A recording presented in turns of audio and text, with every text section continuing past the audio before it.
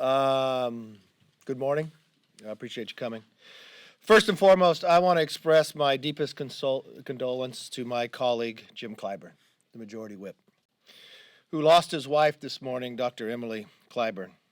Jim and Emily were married for more than 60 years and have set an exceptional example for anyone looking to build a loving and long-lasting partnership and family. Our entire conference will keep him in our prayers and his family, and we're very sad for his loss.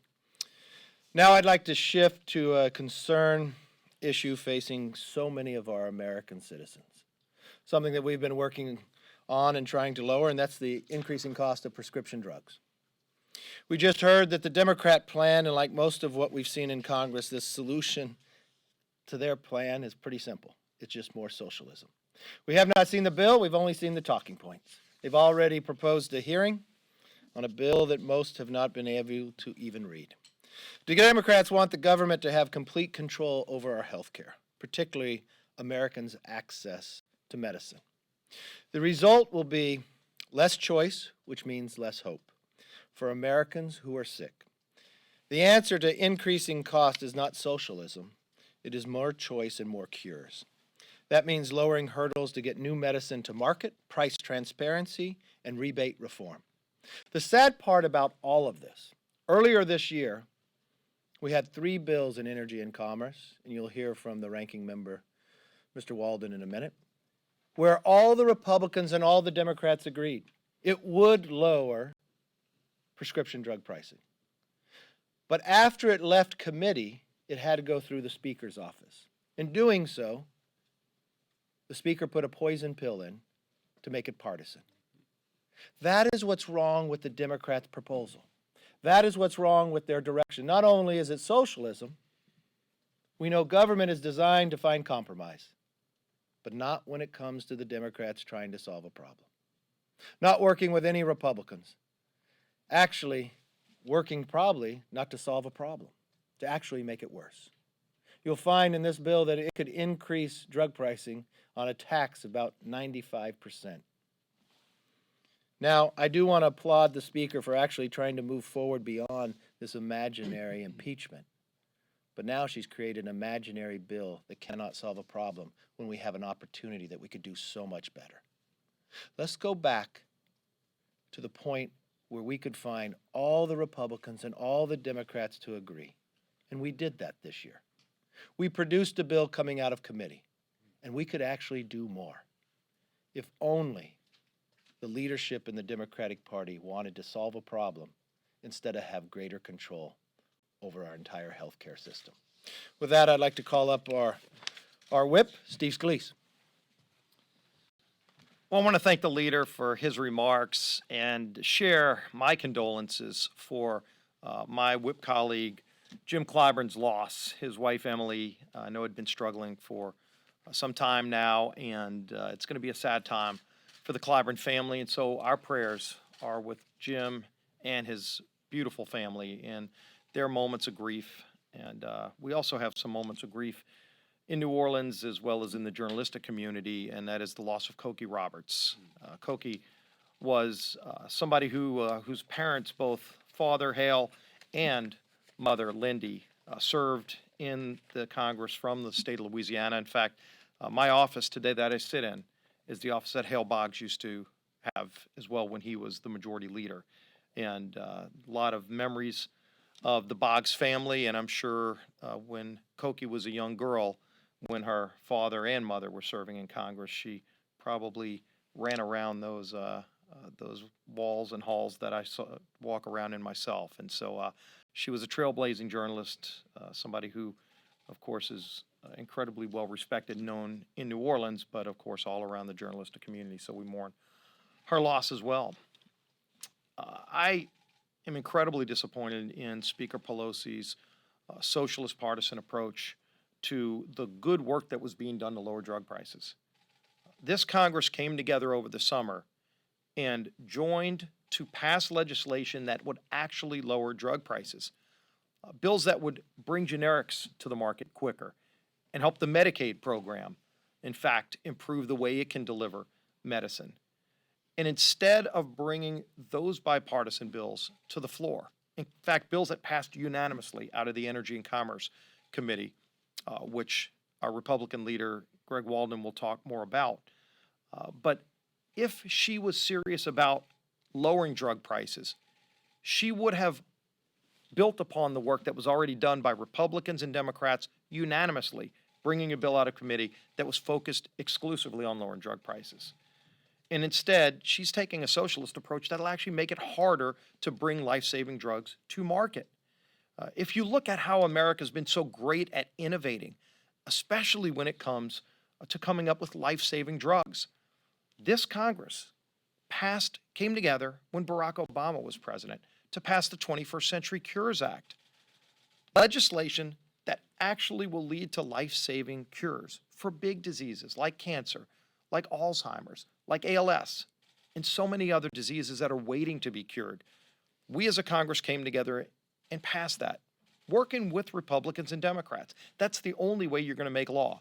To sit in some little secret star chamber and come up with a bill that nobody can read and say that that's the partisan approach that Congress is going to take, instead of bringing bills to the floor that passed unanimously out of committee, the Committee of Jurisdiction, where Republicans and Democrats in a very thoughtful way came together and said, we can lower drug prices and Congress can get it done, except Nancy Pelosi chose to stand in the way and shelve that bill in lieu of a socialist approach that would be the government getting into the business of setting prices for drugs, something that would send ripple effects throughout all of the medical industry, and those people that would be able to develop the next life-saving drugs will now be shelved and sidelined because of that approach. And so I would encourage Speaker Pelosi to stop playing partisan games with drug pricing and instead join with the Republicans and Democrats who already came together in a unanimous way to bring bills to the floor that can actually lower drug prices now, and things that can actually get signed by President Trump. She knows the bill that she's going to bring forward that doesn't even exist yet, based on what she's talking about, is something that would not get signed into law. So work with Republicans and Democrats who have already been doing this for months and focus on serious solutions to this serious problem. With that, I'll bring up our conference chair, Liz Cheney. Thank you very much, Whip Scalise and Leader McCarthy. I want to also add my voice, my condolences, my prayers for Whip Clyburn and his family, as well as for Cokie Roberts' family. It's really a tremendous loss, and we want everyone to know that they are in our thoughts and our prayers. I've just come just now from the conference committee for the NDAA, and as we come to talk this morning about what the speaker is doing on prescription drug prices, having come from that NDAA conference, it's very clear, and it's a really important reminder that we face huge issues as a nation, that the American people sent us here in order to come up with solutions. And the speaker's got a choice to make, and she continues to make the choice on the side of partisanship. It's one thing to be pushing for a set of issues, to be pushing for a set of partisan solutions in an atmosphere in which bipartisan agreement is not possible. But on this issue of prescription drug prices, every one of us hears around the country about the impact that this is having on people. We know this is an issue that we have got to solve. The White House has stepped forward, they've taken action, and as we'll hear in a minute from Representative Walden, we had bipartisan agreement on 3 bills that could have not only passed the House, but also passed the Senate and have gone to the President's desk for signature. So there's simply no way to make the case that what the Speaker is doing is attempting to solve a problem, when she had the opportunity to put those bills on the floor by themselves, and we know we would have gotten them passed.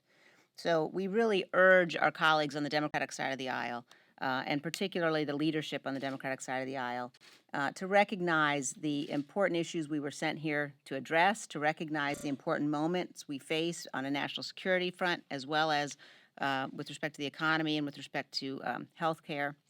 And we want the American people to know that we're fighting for them, that we're going to continue to do that we're going to continue to stand against efforts like this prescription drug bill, like Medicare for All, that will reduce the quality of care, reduce people's access to care, increase the price, reduce innovation, all things that will make life harder for the American people. And I think it's really sad, and it's too bad that instead of coming to the table and addressing those issues in a bipartisan way, the speaker's decided that she's not going to do that. She's going to just try to make a point and play a game with an issue that really matters to people.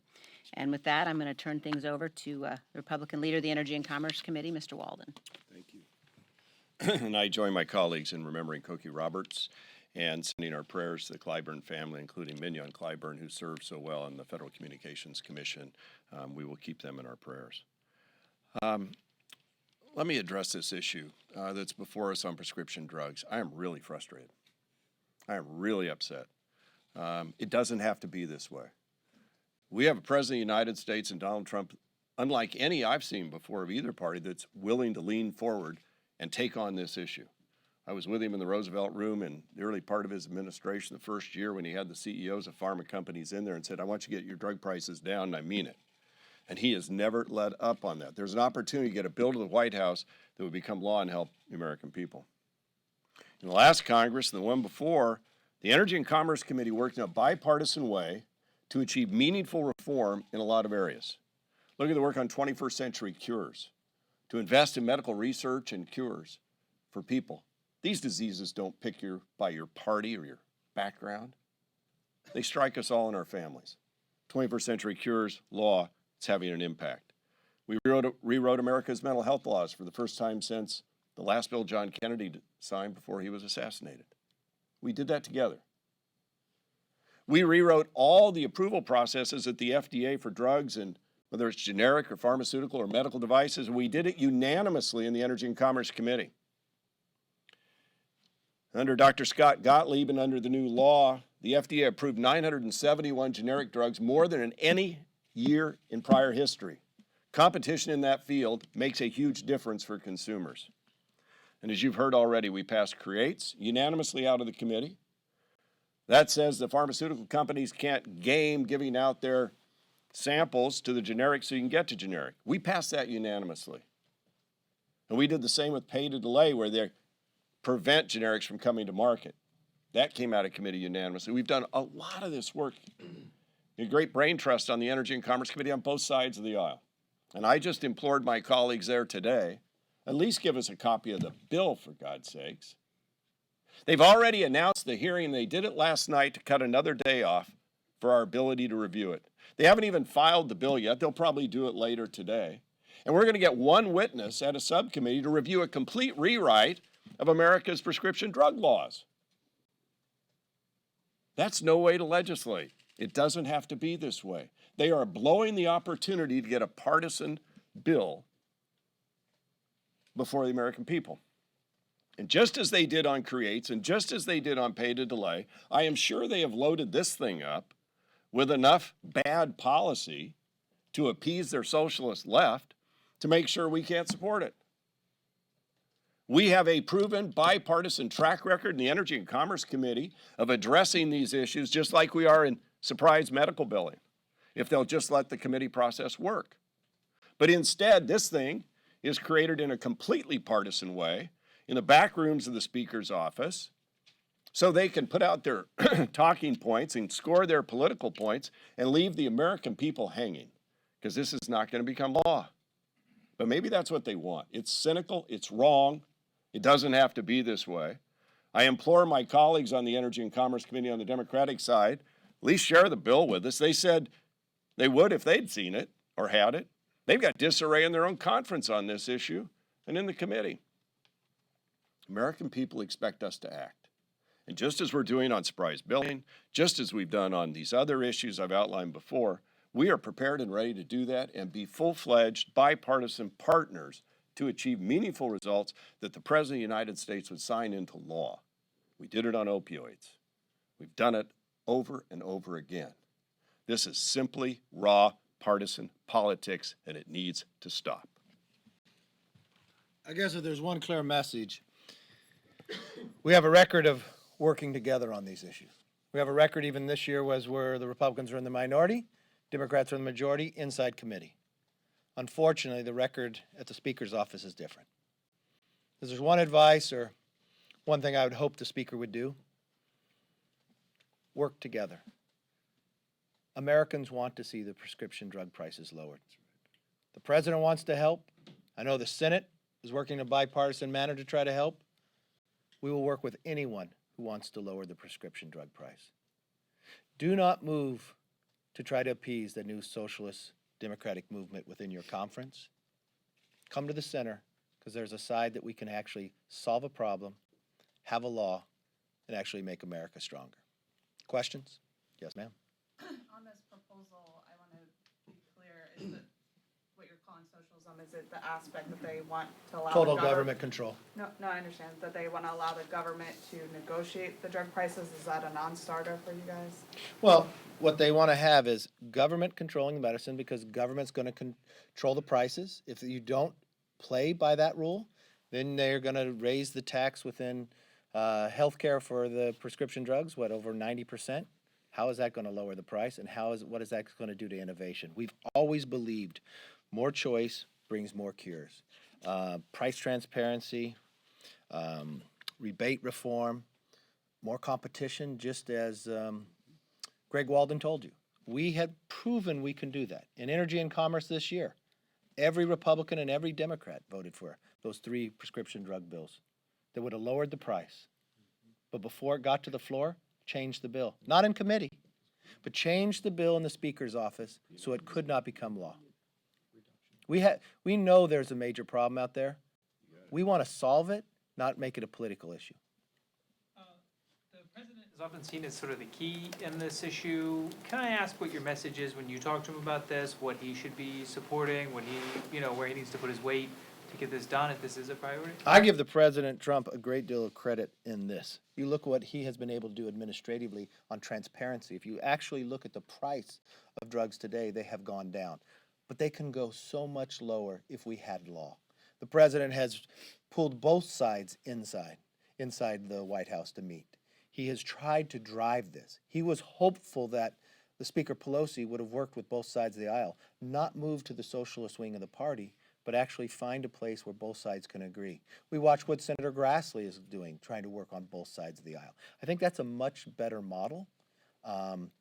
If you have Energy and Commerce, who has shown in the past inside the committee themselves to big problems such as Congressman Walden talked about, from cures, from opioids, to the 3 prescription drug bills this year, we could find common ground.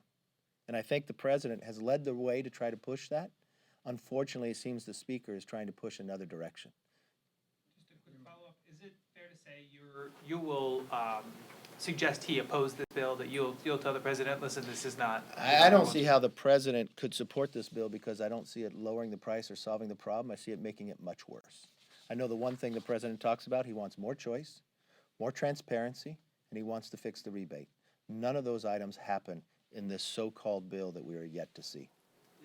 On guns, obviously there's been a lot of conversation in the Senate here, but the president, you talk to Mitch McConnell, he seems to be a little frustrated even with the fact that the president will not say, this is what I'm for, this is what I'm against, this is what I can tolerate, this is what I can't. I mean, what do you think? Do you think that the president is able to get to a decision on this? There's been a lot of people suggesting that he cannot make up his mind, and some suggesting that he doesn't want to make up his mind on this. I don't see it that way. I see President Trump gathering all the information to actually find something that will solve the problem, just as he did when he removed the bump stock, just as he did when he signed the NIC fix. What the president will do is gather the information from the experts. He will sit down, unlike within this bill, with Republicans and Democrats, those in the Senate and those in the House, and then he'll move forward with what he believes the best solution to be. I find it a positive that you will find people in his administration walking and talking inside the Senate and listening to members. I think that's a much better approach than just saying this is the solution. Gather the information, understand where people are, and listen to them at the same time. But it's been 6 weeks since these shootings took place. I mean, I realize we were on recess, but if people wanted to address that problem, maybe shouldn't some of that have gone? They took place in August. We are now in September. The president has had numerous meetings. I've been in a number of those meetings that were bicameral. I know the president has had bipartisan meetings. I've met with numerous members as well. And the president continues to work forward where there's a lot of ideas out there to make sure whatever we we move forward, solves a problem so this never happened again. And I think President Trump has a very clear track record on this when you look at what he did with the bump stock and Nick Fix. Yes. The whistleblower, what are your reactions that it's about Trump's communications with foreign leaders? Look, I know the media always wants to rush when they think something sensationalist, and 9 times out of 10 we find out a lot of that's not true. I think the New York Times has experienced that just in the last week. This is not something I'd ever see the president doing, and I would, instead